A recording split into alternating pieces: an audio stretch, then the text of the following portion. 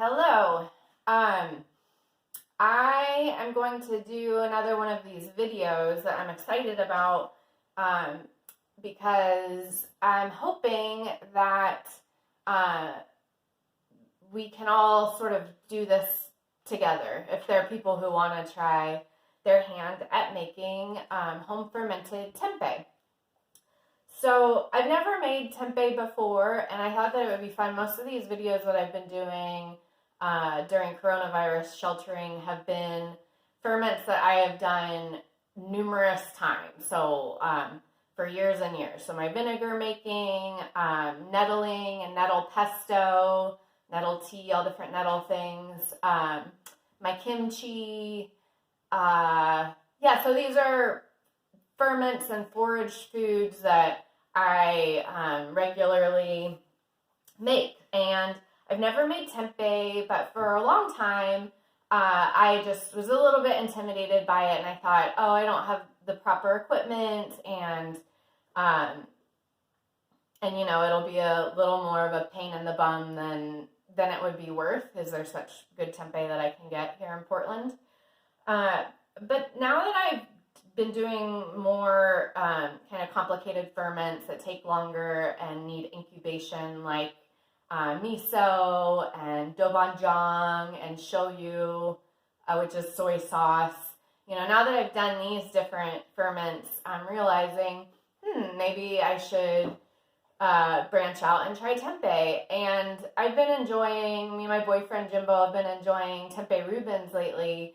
And so one of the, exciting things when you love cooking projects to do is to take something that you love and kind of pull it apart and start making the components. So I love sauerkraut. I made a big batch of sauerkraut. So now we can have another nice batch of kraut for the Reubens. And then if I'm making meat, pastrami corned beef Reubens, then I'll use the Tasty and Sons, Tasty and Alder, Tasty Cookbook pastrami.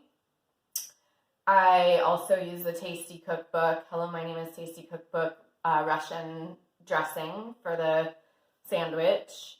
I've been getting lots of sort of doing different trades for bread, so I'll take nettles over, I'll take vinegar or what have you, and have been getting yummy bread. So I have most of the components, but I haven't tackled the tempeh. So what I decided to do was get a culture first. So I usually will get my cultures for all of those things that I mentioned, the shoyu, the miso, different Asian ferments like that. I will get the cultures from Gem Cultures, and they're in Lakewood, Washington, and I highly recommend them.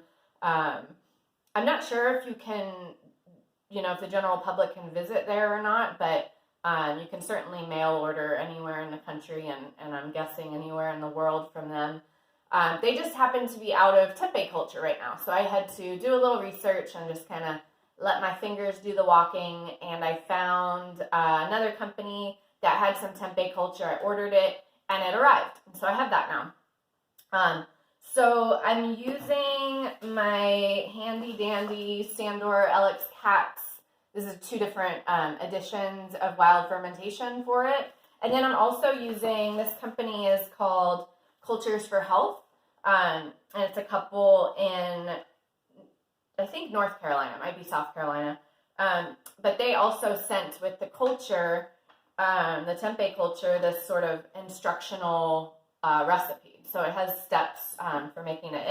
And kind of cross-referencing, very similar, these recipes. So, but it's nice, though, because there's some differences, and I can kind of compare and contrast and make my choices. But either way, both Sandor and Cultures for Health call for soaking 2 cups of dried beans. So, most of the tempeh that you're going to get, it's an Indonesian ferment, is going to be from soy. But you can make it with different legumes and pulses, and I just happen to have a lot of pinto beans right now. So I thought, I'll use what I have, because I'm coming up on a month of not shopping, and I'm really trying to do a month of no shopping, and then I'll get another big amount for the safety of everyone during sheltering, just less contact and less going out into spaces like that. Anyhow, so I'm going to soak those overnight, and then if you have a huller, then you want to hull. If you're using a bean like pintos or chickpeas or soybeans, not something smaller that has a really thin skin. You basically just want to get through that hull and skin so that the inoculant, so that the culture can get in there, so that the mold can kind of really infiltrate and cover the tempeh. So most of the tempeh that you get in the market is going to be pasteurized. We happen to have some in Portland. Squirrel and Crow is a tempeh that I really love, and they are not pasteurized. But a nice thing about making tempeh at home, I think, is really going to be not having, see, this hole is coming off a little bit. So it's just, the skin. So this will be unpasteurized, and I'll get to enjoy it for days. And then if I want to keep it longer, I can freeze it. But one way to get around hulling is to just use your, this is such a small batch, it's 2 cups, is just kind of use your hands to get the skins off. And that's what this couple says. And then I think Sandor also has instructions for kind of rolling the beans out in a plastic bag and kind of loosening the skins that way. You can chop them up, you can leave them whole. I think I'll probably chop some of them and leave some of them whole. Or maybe I'll do 2 batches. I'm learning as we're doing this kind of together. I've never done this before. But anyhow, these will soak, and then tomorrow, and I'll do a few different videos as this goes along, I will boil these beans, and then I will dry them off fully because the mold wants to attach in a dry environment. And I think I will probably add a couple tablespoons of vinegar. Both of these recipes, one says 1 tablespoon, one says 2. I don't know if I'll use my vinegar or distilled vinegar, but anyhow, then I'll add the inoculant, and then you just need to keep it for anywhere from 24 to 48 hours at around 85 to 90 degrees. 85 to 90 degrees Fahrenheit. So I think what I'm going to do, what I originally was going to do, what I've done with inoculant when I need to incubate something, is I'll use one of my bigger coolers, and then I'll use a seedling mat, that mat that sort of warms up the seedlings so that they can sprout inside. I'll use that kind of rolled up in a blanket, or not a blanket, in a towel in the cooler, and then I can sort of like prop the cooler open depending on, how hot or how, what temperature it needs to be. If it's getting too hot, I can open it up more. I can close it if it's cool. It's been pretty warm here.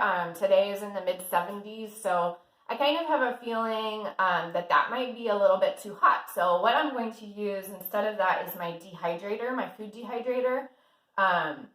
And with the other ones, like with the shoyu and with the doubanjiang, those were just, the beans were open and on trays, and they would have, I think, dried out too much with the fan going in the dehydrator, so I didn't use them for that. But this, you're putting, once you inoculate the beans, and then you've, hold them and put them in the bags that have pinpricks in them, so plastic sealable bags with pinpricks, so that so it's able to breathe.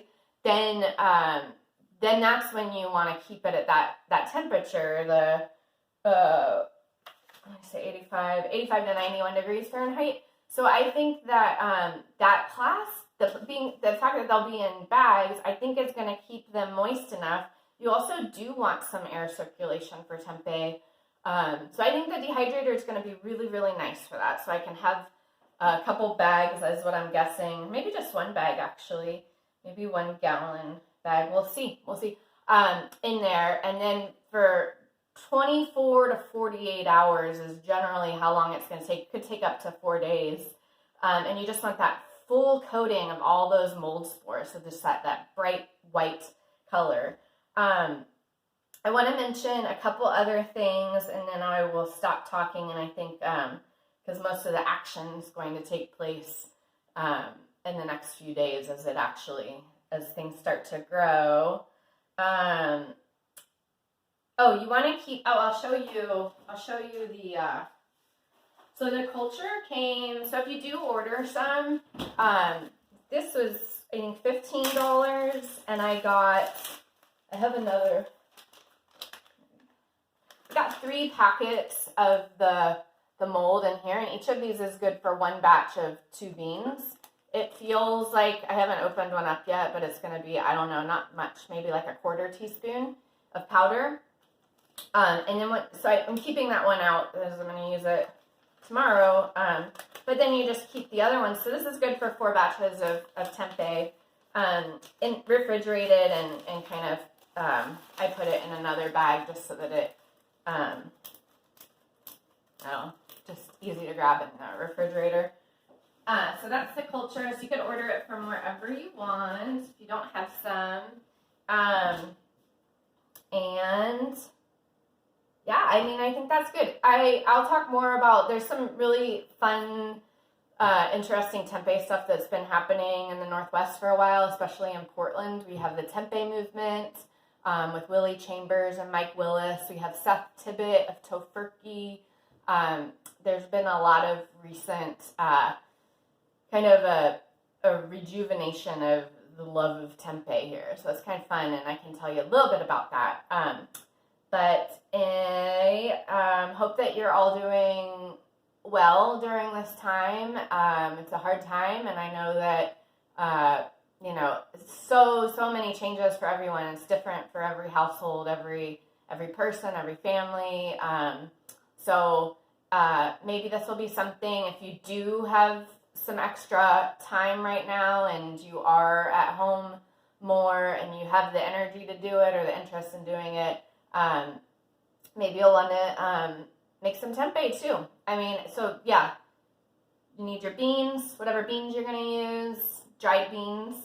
You need a dehydrator or a cooler, a thermometer, a quick read thermometer if you've got that, something to really monitor that temperature, because if it gets too hot, it'll kill the mold, and if it gets too cold, it just won't start. The mold the growth will be inhibited by that. But yeah, it seems like it's going to be pretty simple and pretty dramatic, and I'm looking forward to doing it with you. All right, I will see you soon. Bye.